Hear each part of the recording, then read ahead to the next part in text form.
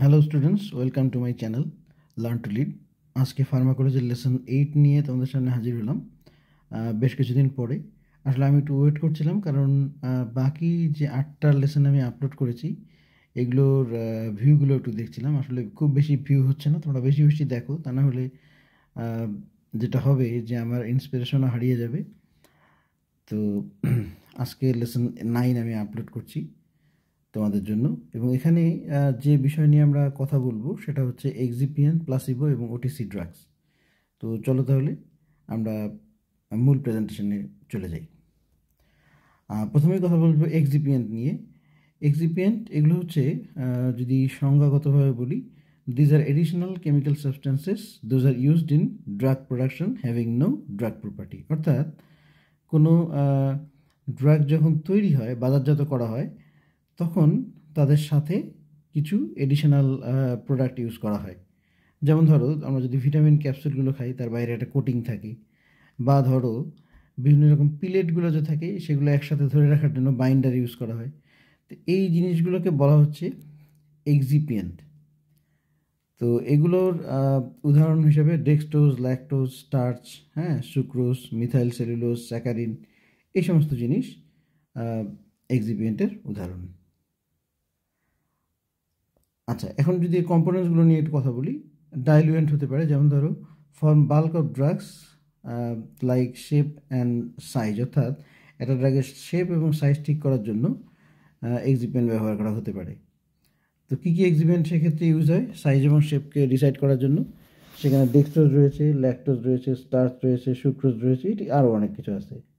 এরপরে binder, to bind several drugs molecules to prevent auto breakdown, অর্থাৎ অনেকগুলো ড্রাগের মলিকিউলকে একসাথে ধরে রাখার জন্য অনেকটা কাদার মতো কাজ করে। কাদা দিয়ে যেমন মাটির মধ্যে পানি ফেললে যেমন একটা কাদা তৈরি হয়, সেখান থেকে অনেকগুলো দানা একসাথে ধরে রাখে, ওই রকমই বিষয়টা।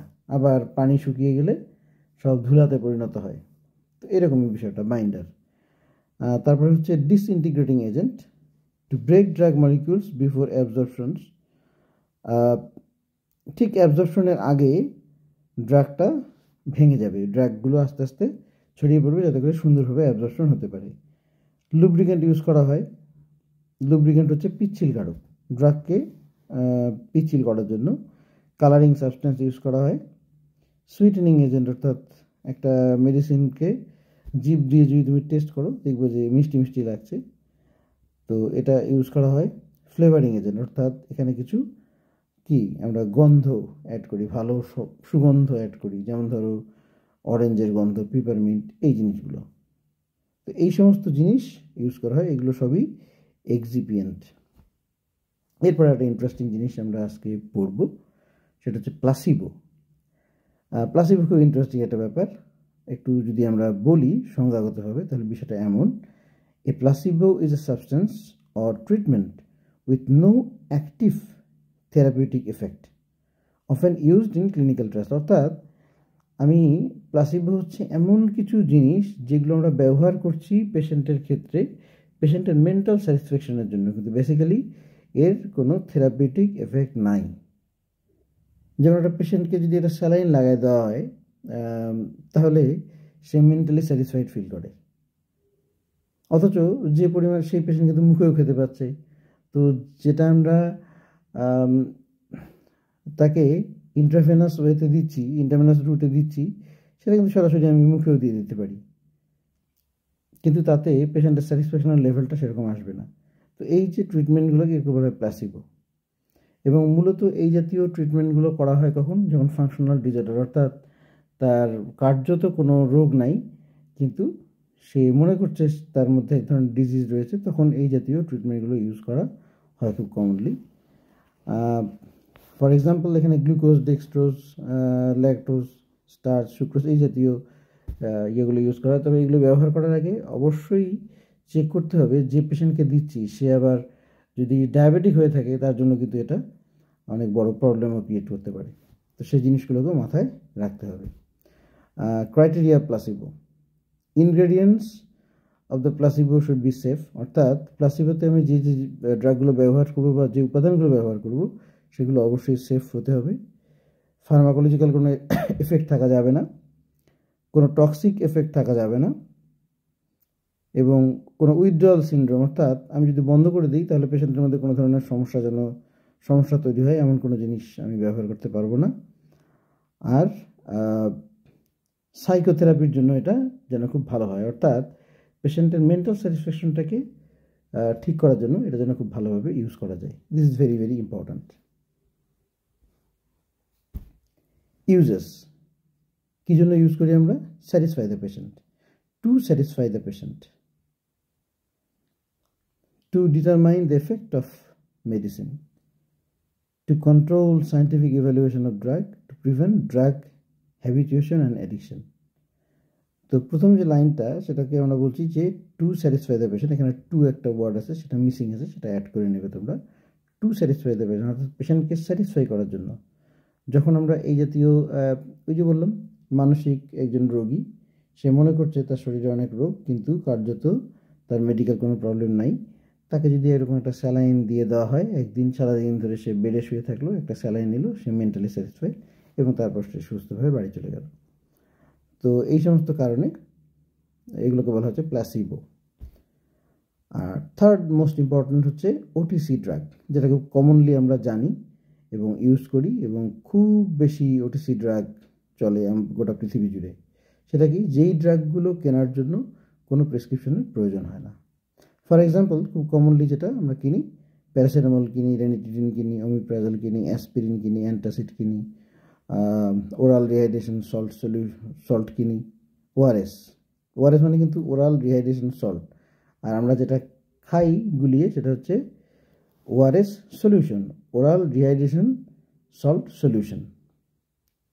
এটাকে যখন আমরা পানিতে গোলাই তখন সেটা সলিউশনে পরিণত হয়। লোরাটাডিন কিনি অর্থাৎ অ্যান্টিহিস্টামিন, ভিটামিন ট্যাবলেট কিনি, জাইলোমেটাজোলিন এগুলো কিনি, যেগুলো হচ্ছে নেজাল ডিকনজেস্টেন্ট হিসেবে কাজ করে। এগুলো সবই ওটিসি ড্রাগ, এর জন্য কোনো প্রেসক্রিপশনের প্রয়োজন হয় না। তবে হ্যাঁ, এই ড্রাগগুলো যারা কিনবে বা কিনতে যাবে তাদের কিন্তু মিনিমাম সেন্স থাকতে হবে, কারণ এই ড্রাগগুলো কখন কিভাবে কতটুকু ব্যবহার করতে হয় সেটা কিন্তু একটু ধারণা থাকতে হবে, আদারওয়াইজ সেখান থেকে কিন্তু বড় ধরনের সমস্যা হতে পারে। যেমন ধরো, অ্যাজ ফর এক্সাম্পল, প্যারাসিটামল সর্বোচ্চ দিনে 4 গ্রাম, অর্থাৎ একজন অ্যাডাল্ট যার ওজন 50 কেজির উপরে, সে সর্বোচ্চ 8টা প্যারাসিটামল ট্যাবলেট খেতে পারে সর্বোচ্চ। এখন সে যদি 8টার জায়গায় 12টা খেয়ে ফেলে কেউ, এটা তো আসলে বিপদ ডেকে আনবে। তো এই জিনিসগুলো বুঝতে হবে। বা ধরো কারো অ্যালার্জি হচ্ছে, সে 5টা লোরাটাডিন ট্যাবলেট খেয়ে ফেললো, যেটা আসলে তার জন্য ভয়ঙ্কর হতে পারে। এগুলো বুঝতে হবে। কারো ধরো হাই ব্লাড প্রেশার আছে, সে দেখা যাচ্ছে যে ওআরএস সলিউশন 3টা খেয়ে নিল, প্রেশার তো অনেক বেড়ে যাবে, কারণ সোডিয়াম আছে এর মধ্যে প্রচুর পরিমাণে। তো এই জিনিসগুলো আমাদেরকে বুঝতে হবে, ন্যূনতম ধারণা থাকতে হবে। ইম্পর্টেন্স অফ ওটিসি ড্রাগ, মানে গুরুত্বটা কি? গুরুত্ব হচ্ছে highly safe and effective for consumer, অর্থাৎ যারা এটা ব্যবহার করে তাদের জন্য অন্যান্য ড্রাগের তুলনায় অনেক বেশি safe. They may worsen medical condition and may interact with prescribe drug.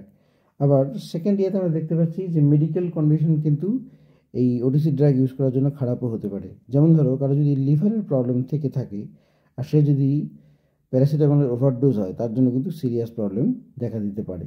অথবা ধরো তুমি কোনো ওটিসি ড্রাগ ইউজ করছো, আবার এদিকে টেট্রাসাইক্লিন খাচ্ছ এবং অ্যান্টাসিড খাচ্ছ। তো টেট্রাসাইক্লিন এবং অ্যান্টাসিড কী করবে? ইন্টারাক্ট করবে, করে টেট্রাসাইক্লিনের অ্যাবজর্পশন বাধাগ্রস্ত হবে। তো এগুলো কিছু ব্যাপার আছে আর কি। The misuse and abuse May produce serious medical condition. যদি আমি এই ড্রাগ সম্পর্কে একটু তথ্য আমার কাছে না থাকে, তাহলে মিসইউজ এবং অ্যাবিউজের কারণে কিন্তু বড় ধরনের মেডিকেল কন্ডিশন তৈরি হতে পারে। এরপর চলে আসি, এটা পরীক্ষায় খুব আসে, advantage and disadvantage of OTC drugs. তো অ্যাডভান্টেজ কি? Easily available, less toxic, decrease the load of hospital, অর্থাৎ হসপিটালে যাওয়ার খুব একটা প্রয়োজন নেই। প্রচণ্ড মাথা ব্যথা করছে, 2টো প্যারাসিটামল ট্যাবলেট কিনে খেয়ে নিলাম, মাথা ব্যথা কমে গেল। Treatment of minor illness can be done easily. ছোটো ছোটো ইলনেসগুলো আমরা নিজেরাই বাড়িতে ঠিক করতে পারি। ডিসঅ্যাডভান্টেজ কি? Increase the chance of maltreatment, অর্থাৎ আমার যদি ওই ড্রাগ সম্পর্কে ন্যূনতম ধারণা না থাকে, তাহলে সেখান থেকে কিন্তু ভুল ট্রিটমেন্টে সিরিয়াস কন্ডিশন হতে পারে। যেমন ধরো, ফর এক্সাম্পল, একজন ডেঙ্গি রোগী, সে তার হয়তো জ্বরে আক্রান্ত, সে জানে না যে তার ডেঙ্গি হয়েছে। তো এই জ্বরের জন্য সে করলো কি, অ্যাসপিরিন কিনে খেয়ে নিল। অ্যাসপিরিন জ্বর কমায়, মাথা ব্যথা কমায়, এটা আমরা সকলেই জানি, কিন্তু অ্যাসপিরিনের জন্য কিন্তু সে বিপদে পড়তে পারে। ডিলে দ্য রাইট ডায়াগনোসিস, অর্থাৎ আমি না বুঝি একটা ওষুধ খাচ্ছি, তো আসলে যে কারণে খাচ্ছি সেই কারণটা ভিন্ন, যেটা এই ওষুধে ঠিক হবে না। তাতে কী হবে, যে সঠিক ডায়াগনোসিসটা কিন্তু অনেক দেরিতে হবে এবং তার জন্য সেটা শারীরিক ঝুঁকি তৈরি হবে। মোর chance of complication of diseases, রোগগুলো আরও জটিল হয়ে যেতে পারে এবং সম্ভাবনা বাড়তে পারে। Chance of drug induced problem like renal failure, অর্থাৎ কিডনি ফেলিওর অথবা হেপাটাইটিস, এ ধরনের সমস্যা হলেও হতে পারে। আর চান্স অফ অ্যাকিউট ওভারডোজ, অর্থাৎ না জেনে বেশি পরিমাণে খাওয়ার কারণে কিন্তু ওভারডোজজনিত প্রবলেমও দেখা দিতে পারে। তো এই বিষয়গুলো আমাদেরকে একটু মাথায় রাখতে হবে। তো okay, see you again in the next class, lesson 10। তো তোমরা একটু বেশি বেশি করে দেখো, সাবস্ক্রাইব করো, আমিও একটু ইন্সপিরেশন পাই যাতে করে তোমাদের জন্য ভালো কিছু করতে পারি। আমার এই ইনিশিয়েটিভটার উদ্দেশ্যই হচ্ছে মূলত নার্সিং, মিডওয়াইফারি এবং ম্যাথসের যে স্টুডেন্টস যারা পড়ে তাদেরকে সহজে ফার্মাকোলজিটা তাদের মাথায় ঢুকিয়ে দেওয়া, যাতে করে ফার্মাকোলজির ভীতিটা তাদের মধ্যে থেকে কেটে যায়। আজকে এ পর্যন্তই।